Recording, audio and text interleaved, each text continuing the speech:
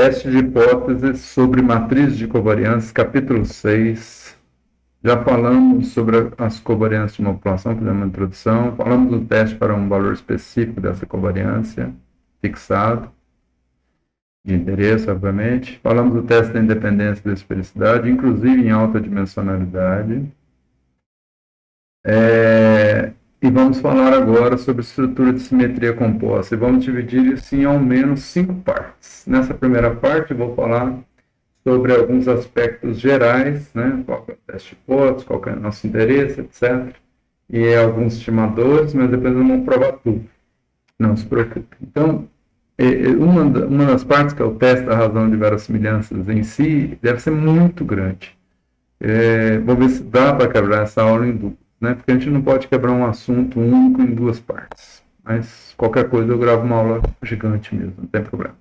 Então, o interesse agora é testar a hipótese sobre uma estrutura particular da matriz de covariância populacional em que todas as correlações entre pares de diferentes variáveis são iguais a ρ. Tem uma outra estrutura que que tem a mesma correlação, mas as covariâncias não são iguais a sigma 2 ρ, como nós vamos ver.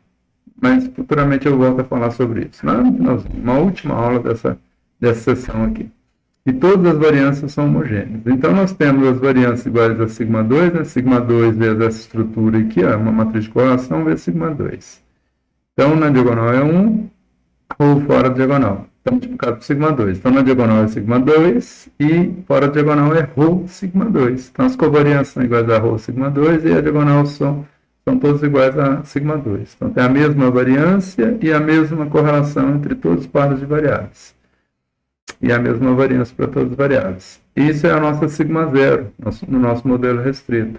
A gente pode escrever isso da seguinte forma: sigma 2, que multiplica com menos ρ, que é um número entre menos 1 e 1, né? Vezes a matriz de identidade, P por P, mais ρ, que é esse número entre 0 e 1, escalar, vezes uma matriz de uns, P por P. Matriz J, chama matriz unitária. Ela é uma matriz P por P, em todas as posições tem um valor 1.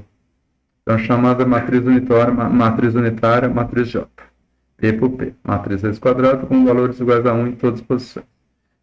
Isso aqui dá exatamente isso.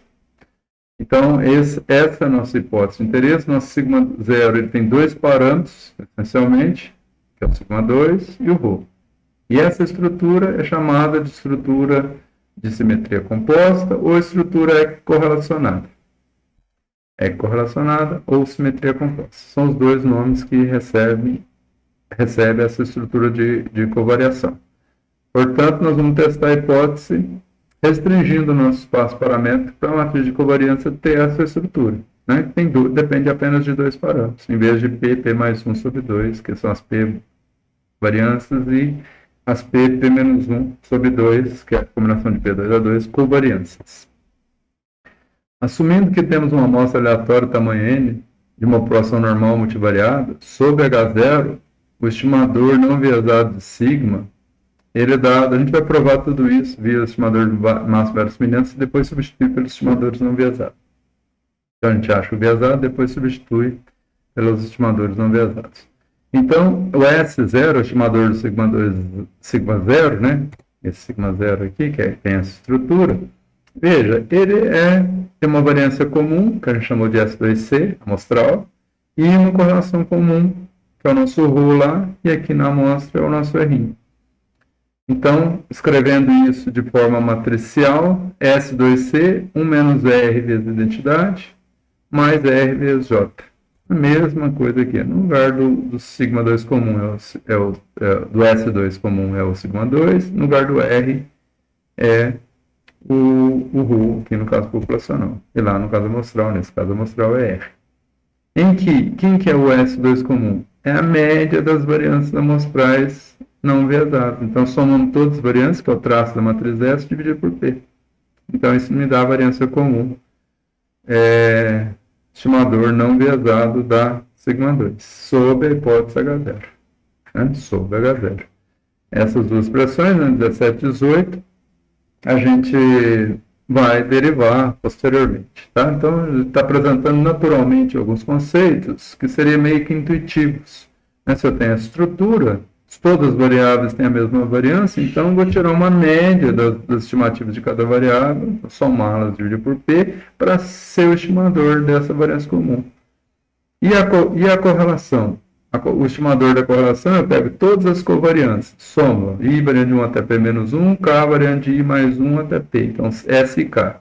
Então tem S12, S13, S14 até 1P, depois quando I for 2, começa no 3, 2, 3, 2, 4, 2, 5, então são todas as combinações, né, de um lado só da matriz, de todas as covariantes amostrais. Divido pelo número que eu somei, que é P menos 1 sobre 2, então, por isso que o 2 passa multiplicando, que está no denominador, então somar isso aqui, essa soma, dividido por P menos 1 sobre 2, passo 2 multiplicando, então vezes 2 dividido por P menos 1, eu estou tirando a média de todas as covariantes. Então, a média de todas as covariantes dividido pela variância comum, então, dando essa expressão aqui de forma geral, é o estimador da correlação única entre todos os pares de variáveis. Então, estou tirando a média das covarianças e dividindo pelo estimador comum da variância. Então, eu posso fazer isso par a par ou fazer de forma geral, que resulta nessa expressão. Então, é intuitivo também esse estimador do ρ comum a todas as variáveis, né? A todos os pares de variáveis. Vamos apresentar alguns importantes resultados antes de iniciarmos a demonstração da obtenção da estatística do teste da razão de verossimilhança, como eu falei, dos respectivos estimadores de σ2 e ρ para justificar a expressão 17, né? S2 e R, né? Cujo S2C é dado pela média das variâncias e o R pela média das covariâncias dividido pelo S2C. Então, nós vamos demonstrar isso, como eu acabei de falar. Um primeiro resultado, por exemplo, é referente à inversa da matriz σ0. Qual que é a inversa dessa matriz aqui sob H0? Eu vou precisar dela para construir a função de verossimilhança. Então, nós vamos também provar isso aqui. Então, σ2 inversa é 1 sobre σ2 vezes 1 menos ρ, vezes a matriz de identidade, menos ρ, que é escalar, né? 1 mais P menos 1 vezes ρ, que multiplica essa matriz de 1. Isso aqui dá uma inversa daquela matriz A. Por quê? Nós vamos provar. Para isso, o que nós vamos fazer? Nós vamos achar os autovalores e autovetores, que seria na segunda aula, dessa matriz. E eu vou usar o Power Method para isso. Então, na nossa próxima aula, que vai ser a partir desse instante, nós vamos usar o método da potência, Power Method. Power Method, para obter, método da potência, para obter os autovalores e autovetores dessa σ0, dessa matriz 16 da hipótese nula. Então, essa aula vai ser só esses conceitos básicos, né? Como que a gente imagina que seriam os estimadores sem uma prova formal. Claro que são exatamente esses. A gente já sabe desse resultado. Mas então, a gente intuitivamente está apresentando eles, apresentando uma inversa aqui sem demonstração e alguns outros resultados referentes a autovalores, e aí como obter a inversa, como obter a estatística o máximo das funções de verossimilhança, que é bem complicado. Eu não achei isso em lugar nenhum, então eu fiz as minhas provas, né? Como a maioria das coisas aqui, né? A maioria das coisas eu não encontro na literatura respaldo para as derivações todas que eu estou fazendo aqui. E aí a gente precisa daquelas diretivas de derivações matriciais muitas vezes. Então, muito obrigado, vai ser uma aula curtinha, essa primeira parte. Obrigado por assistir, espero que tenha gostado. Até a próxima aula, que nós vamos continuar com essa estrutura de simetria composta, falar outras características, como, por exemplo, a prova dessa inversa que está aí. Né? Primeiro vamos obter os autovalores e autovetores. Depois a gente faz as provas formais. A demonstração formal, né, que a inversa chega nisso. Obrigado, até a próxima aula.